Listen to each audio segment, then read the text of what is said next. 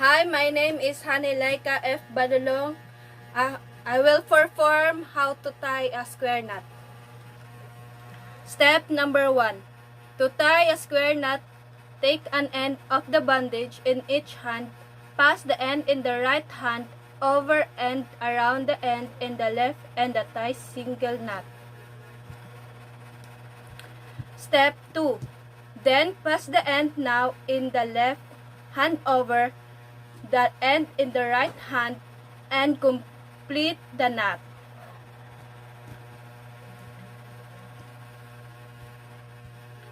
Step number 3.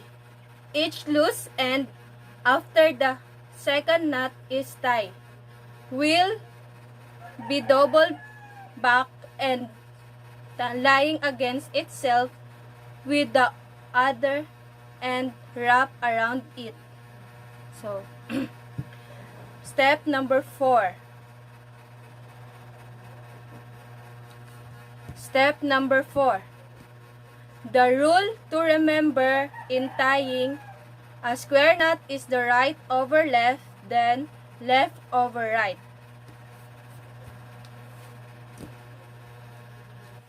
Hi, my name is Hanilaika. So, I will perform how to fold a bandage into narrow cravat. So, this is the apex, base, and side. So, bring the point, apex, or the triangular bandage to the middle of the base. Then fold lengthwise along the middle. To make it narrower, fold it again until you obtain the desired width. This is the narrow bandage or cravat. Thank you for watching. Hi, my name is Hanilaika F. Balolong. I will perform the applying the triangular bandage to the top of head. Step 1. Turn the base, the longest side of the bandage up and the center of the forehead, letting the point or apex to fall on the back of the neck. Like this. Step 2. Take the ends behind the head and cross the end over the apex. Step number 3. If short, tie at base of the neck or take them over the forehead and tie.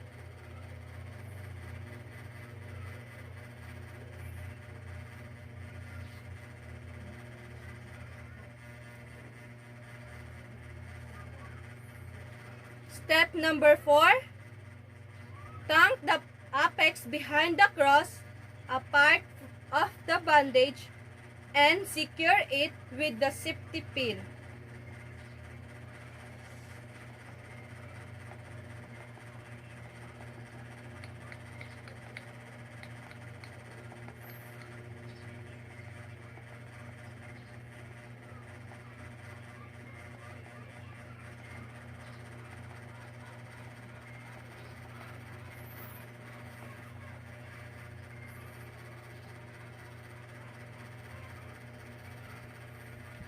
So this is the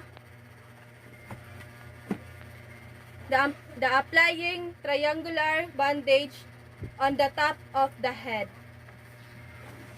Thank you for watching. My name is Hanilaika F. Balolong. I'm going to perform a step-by-step guide on applying a face bandage. First, secure that the bandage is clean before applying, considering that last thing that we want to do is add more probability of infection. Once you have the bandage, is fold the bandage on the base at least 1.5 inch at least twice. like this. First, place the folded base on the front of the face just below the chin. 2. Applying advice to victim to place at least 3 fingers on the chin area. This will create an allowance for the nose and mouth for breathing. Step 2. Once in place, grab the points of the bandage and bring the points to the back of the head.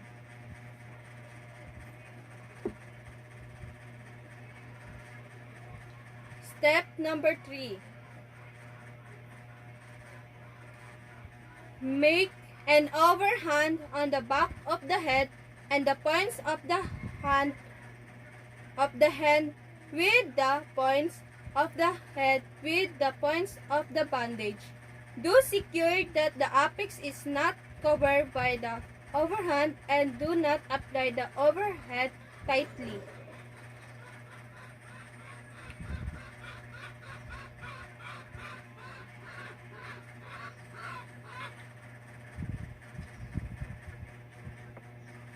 Once the square knot is in place, insert the square knot on the folded base for the housekeeping. You will go to the back and fold the edges of the bandage outside. This will provide some and grab the apex and make an overhand.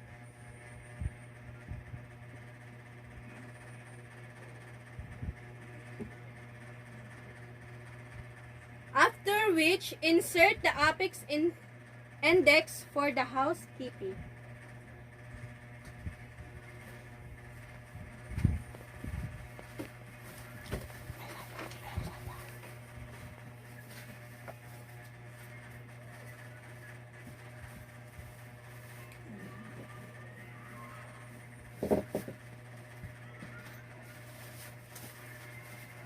So, this is the step-by-step guide to applying a face bandage. My name is Hanelaika F. Balolo.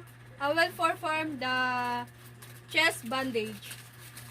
Locate the apex of triangular bandage. Place on the shoulder above the affected chest.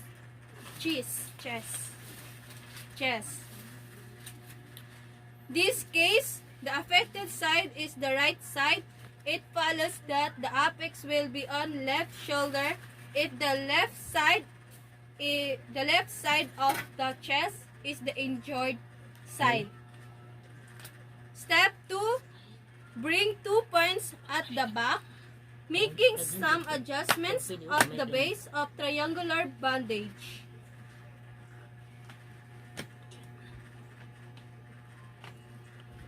Lagi kita liti guwapo eh. Mga Supreme. Nasa Muslim.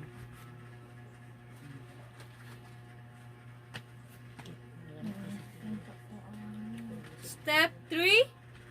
Make the first knot, square knot, at the back of the patient. Make sure the knot should be with the apex of triangular bandage.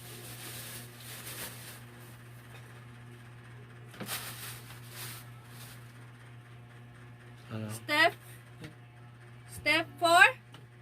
Make your second square knot using the longer with the apex.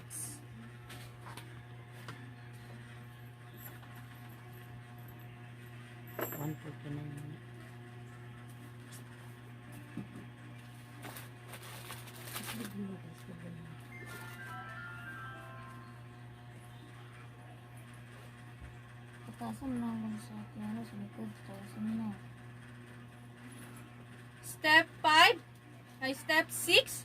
Hide the excess points of the square knot, housekeeping purpose.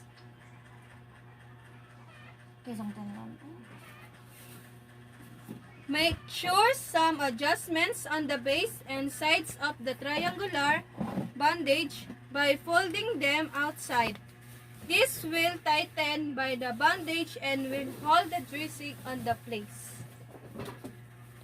So this is the chest bandage. Thank you for watching.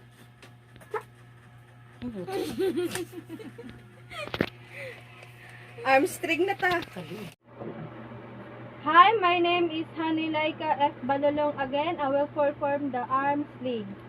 So, step number 1, place the cravat under injured arm with one end over opposite shoulder.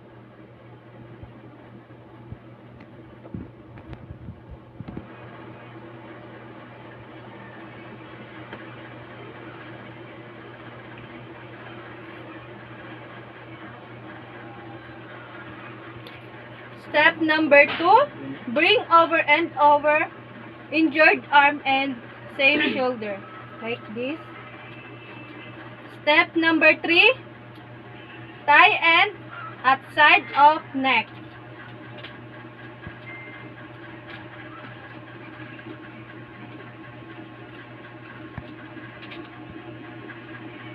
Step number 4, fold over the pin or tie in knot or make cup for elbow.